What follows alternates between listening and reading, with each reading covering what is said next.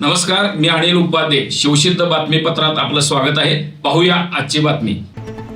कोल्हापूर जिल्ह्यातील हातकणंगले तालुक्यातील पुलाची शिरोली इथल्या शाहिद सनदे आणि शाहरुख देसाई यांनी हिंदू मुलींचे शोषण करून त्यांचे अश्लील फोटो आणि व्हिडिओची भीती घालून त्यांच्यावर अत्याचार केल्याप्रकरणी या दोन्ही आरोपींना अटक करण्यात आली आहे. याबाबतची माहिती घेण्यासाठी भाजपाचे आमदार गोपीचंद पडळकर यांनी आज पोलीस अधिकाऱ्यांची भेट घेऊन शिरोली ग्रामपंचायतला भेट दिली. यावेळी सरपंच प्रतिनिधी कृष्णात करपे यांनी ग्रामपंचायतीच्या वतीने केलेल्या कारवाईची माहिती पडळकरांना दिली.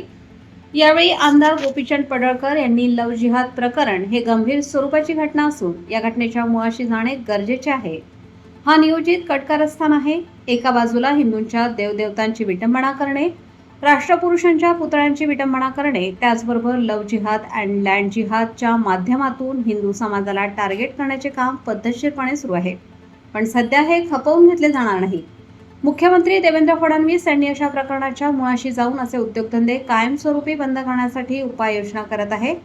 महाराष्ट्रात लव जिहादची 5 ते 6 प्रकरणे उघडकीस आली असून या सर्व प्रकरणाची स्वतंत्रपणे SIT स्थापन करून या घटनेच्या मागील बोलवता धनी याच्यापर्यंत जाण्याचा प्रयत्न करून कठोरातील कठोर शिक्षा करण्यात येईल. शिरोली ग्रामपंचायत घेतलेली भूमिका अत्यंत कौतुकास्पद असून आणि या ठिकाणी अशीच भूमिका घेणे गरजेचे आहे. यावेळी काही हिंदुत्ववादी कार्यकर्त्यांनी आमदार गोपीचंद पडळकर यांना निवेदन देऊन लव जिहाद करणाऱ्या आरोपींची पाठीराखण करत हिंदुत्ववादी संघटनांना शिव्या देणाऱ्या, हिंदुत्ववादी संघटनेला आणि ग्रामपंचायतला गावगुंड म्हणणाऱ्या अन्य काही धर्मांध मुस्लिम युवकांच्यावर कारवाई करावी अशी मागणी केली आहे. यावेळी माजी उपसरपंच कृष्णात करपे, तंटामुक्त अध्यक्ष सतीश पाटील, दीपक यादव, अर्जुन चौगुले, राजेश पाटील, संजय पाटील, योगेश खवरे, चंद्रकांत जाधव, निलेश शिंदे, योगेश खाडे, हरी पुजारी यांच्यासह ग्रामपंचायत सदस्य, हिंदुत्ववादी संघटनांचे कार्यकर्ते उपस्थित होते. सातत्यानं जिहादी प्रवृत्तीच्या लोकांच्याकडून वेगवेगळ्या पद्धतीनं हिंदू धर्मावरती आक्रमण करण्याचा प्रयत्न केला जातो. लव जिहाद, लँड जिहाद, वोट जिहाद, मागच्या 10-15 दिवसापूर्वी कॉर्पोरेट जिहाद, त्याच्यानंतर ज्यूस जिहाद, असे अनेक विषय पुढे येत आहेत. अशा विषयावरती जेव्हा हिंदुत्ववादी कार्यकर्ते बोलायला लागतात तेव्हा लोक हिंदू मुस्लिम करतायत अशा पद्धतीचा आरोप केला जातो. मग एखाद्याचं प्रेम झालं तर त्याला काही विरोध करायचं का, आपण सगळे सर्व धर्म समभाव मानतो असं वगैरे सांगून मग या गोष्टीला डायव्हर्ट करण्याचा प्रयत्न केला जातो. परंतु तुम्ही बघा, हे सातत्यानं सुरू आहे. मागच्या 5-6 महिन्यापूर्वी पुणे जिल्ह्यामध्ये यवत नावाचं गाव आहे. या यवत गावामध्ये छत्रपती शिवाजी महाराजांचा पुतळा आहे आणि त्या पुतळ्याची इतक्या मोठ्या प्रमाणात मोडतोड करून टाकली, प्रचंड. मग त्याच्यानंतर तिथं दंगल झाली. यांची पॉलिसी तुम्ही समजून घ्या. आपल्या सर्वांचं आदरस्थान कोण आहे? छत्रपती शिवाजी महाराज. छत्रपती शिवाजी महाराजांच्या पुतळ्याची मोडतोड करायची, चेक करायचं हिंदू समाज काय रिॲक्ट होतोय. महामानव डॉक्टर बाबासाहेब आंबेडकरांच्या 4 ठिकाणी पुतळ्याची विटंबना केली.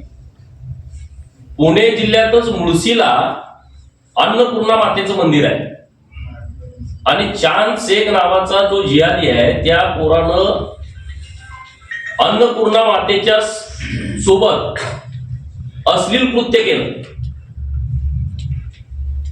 त्याचा पूर्ण CCTV व्हिडिओ बाहेर व्हायरल झाला. आपल्या सांगली जिल्ह्यात खानापूर तिथं महादेवाच्या मंदिरामध्ये, शंभू महाराजांच्या मंदिरामध्ये नंदी महाराजांची शिंग कापून टाकली. म्हणजे जेव्हा हिंदू जागेत का झोपले चेक करायचं. आता एवढं सगळं केल्याच्या नंतर पण हे काय बोलत नसतील तर मग अन्य कारवाई करायला काय हरकत नाही, अशी यांची भावना आणि धारणा झाली आहे. गावात होते, काही गल्ल्यामध्ये मोहल्ल्यामध्ये होते असं नाही. नाशिकमध्ये TCS जी कॉर्पोरेट कंपनी आहे इंटरनॅशनल, या कंपनीमध्ये नोकरी लागल्यापासून ट्रॅप टाकला. मध्ये इंटरव्ह्यूलाच मुलींना प्रभावित करायचे. तुला मी नोकरीला घेतोय, सुट्टी द्यायची का न द्यायची तिथं प्रभाव टाकायचा. वीकेंडला फिरायला घेऊन जायचं.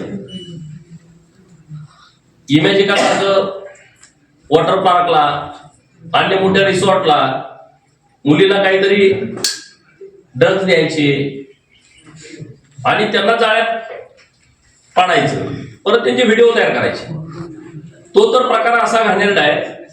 त्या सर्व मुलींना घेऊन यांचं विकेंडला जायचं ठरलं इमॅजिकाला. सगळ्या मुली आल्या नाहीत, एकच मुलगी गेली. त्या मुलीला त्यांनी असं टार्गेट केलं, एका मुलानं पहिल्यांदा फसवलं, तिचे व्हिडिओ तयार केले, ते व्हिडिओ दुसऱ्या मुलाला दिले. तो मला तुझ्या घरच्यांना सांगेल, तिला ब्लॅकमेल केलं. परत त्यानं संबंध प्रस्थापित केले, परत तिचे व्हिडिओ तयार केले, त्यानं त्याच्या तिसऱ्या मित्राला दिले, जे आधी सगळे त्याला दिले. त्यानं परत म्हटलं मी घरात सांगतो, परत ब्लॅकमेल. प्रेम आहे सांगा तुम्ही त्या पद्धतीनं, पण तुम्ही व्हिडिओ कशासाठी करताय? आता जे इथं प्रकरण झालंय ह्याच्या मोबाईलमध्ये अनेक मुलींचे व्हिडिओ आहेत. हे कसं काय होतंय? हे एक मोठं षडयंत्र असतं. ते काय उगाच असं झालंय अशातला भाग नाही. हिंदू धर्माला टार्गेट करण्याची पॉलिसी आहे. तुम्ही जास्तीत जास्त हिंदू धर्मावरती कुठल्या ना कुठल्या मार्गे आक्रमण कसं करता येतंय अशा पद्धतीचा प्रयत्न करा. अशा पद्धतीची भूमिका ही राहतीये. आणि एकदा मुली त्यात फसल्या का मग परत ब्लॅकमेल करायला सुरुवात होतं. परत काही बोलता पण येत नाही. म्हणजे खरं तर तुमचं सगळ्या हिंदुत्ववादी कार्यकर्त्यांचं अभिनंदन करतो की तुम्ही या मुळापर्यंत गेला. हे सगळे व्हिडिओ पोलिसांच्या समोर आणले. पोलिसांनी तात्काळ भूमिका घेऊन त्या पोराला अटक केली आहे आणि आता SIT पण स्थापन झाली आहे. आता मी DYSP साहेबांशी येता येताच बोलत होतो. ऍडिशनल SP, 2 DYSP आणि PI असे टीम या सगळ्या प्रकरणाचा तपास करते. तर शिरोली गावकऱ्यांचं मी विशेष अभिनंदन करतो. तुम्ही जी भूमिका जिया त्यांच्या विरोधात घेतली आहे अशी भूमिका महाराष्ट्रातल्या प्रत्येक गावाला घेतली पाहिजे जिथं असं घडतंय. शकताय आता मी माननीय SP या विषयात भेटले आहे. शिरोली गावकऱ्यांच्या आम्ही पाठीशी सगळ्या विषयामध्ये सरपंच, उपसरपंच, ग्रामपंचायत सगळ्या लोकांनी जी भूमिका घेतली आहे आम्ही तुमच्या बाजूने ठामपणे उभे आहोत. जो MSCB आहे त्याला तात्काळ बडतर्फ करण्याच्या दृष्टिकोनातून आम्ही प्रयत्न करतोय. त्याला कायमचं नोकरीतून काढून टाकावं. आणि यानं जे कृत्य केलंय, आणखी लोकांना व्हिडिओ पाठवले, यामध्ये आणखी कोण कोण आहे याची इच्छा आहे हे सगळं तपासलं जाईल. किंवा आणखी मुली ज्यांचे व्हिडिओ यामध्ये नाही परंतु ज्या मुली शिकार झालेल्या आहेत असं काय झालंय का याचा तपास नक्की पोलीस करतील. आम्ही त्यासाठी खूप चांगलं समर्थन या सगळ्या प्रकरणामध्ये देऊ. परंतु कोल्हापूरकरांनी जी भूमिका आता घेतलेली आहे ती अत्यंत कौतुकास्पद आहे. तुम्ही सगळे रस्त्यावरती आला, आम्ही मीडियामध्ये सगळ्या बघत होतो. तर अशाच पद्धतीनं या सगळ्या विषयामध्ये आणि मुलींना खूप समजावून सांगण्याची आवश्यकता आहे. त्यांचं व्यवस्थितपणे या सगळ्या बद्दलचं प्रशिक्षण होणं गरजेचं आहे. आणि महिला आपल्या कार्यकर्त्यांनी समजावून सांगितलं तर आणखी जास्त प्रभाव या सगळ्या विषयामध्ये पडेल. एवढं या निमित्तानं बोलतो आणि थांबतो.